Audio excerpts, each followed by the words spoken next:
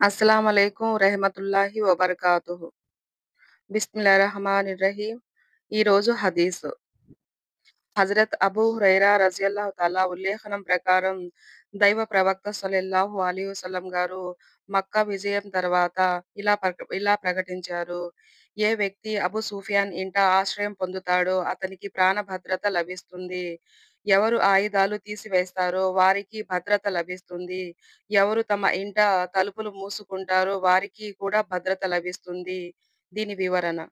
ప్రవక్త సల్లల్లాహు అలైహి వసల్లం గారు మక్కా విజయం తర్వాత ఈ ప్రకటన చేశారు. అబూ సుఫియాన్ ఆయన సల్లల్లాహు అలైహి వసల్లం భద్రశత్రువు. ఖురైష్ నాయకుడు. దైవ తిరస్కారుల సేనకు కమాండర్. ఉహద్ యుద్ధం తర్వాత అతడు ప్రవక్త సల్లల్లాహు అలైహి వసల్లం గారిని అంతమొందించడానికి సిద్ధమయ్యాడు. కానీ ప్రవక్త సల్లల్లాహు అలైహి వసల్లం గారు మక్కా విజయం తర్వాత అతని కళ్ళు తెరుచుకున్నాయి. అతడు ఇస్లాం స్వీకరించాడు. ప్రవక్త సల్లల్లాహు అలైహి వసల్లం గారు అతన్ని క్షమించడమే కాక అతని ఇంట ప్రవేశించే వారికి భద్రత కల్పించి తస్కరించారు. అలాగే మక్కాలో ఇంకా అనేక మంది ముహమ్మద్ సల్లల్లాహు అలైహి వసల్లం గారికి బద్ధశత్రువులు ఉన్నారు. వారు ఆయనతో యుద్ధం కూడా చేశారు. అయినా ఆయన అందరినీ క్షమిస్తూ బహిరంగంగా ప్రకటన చేశారు.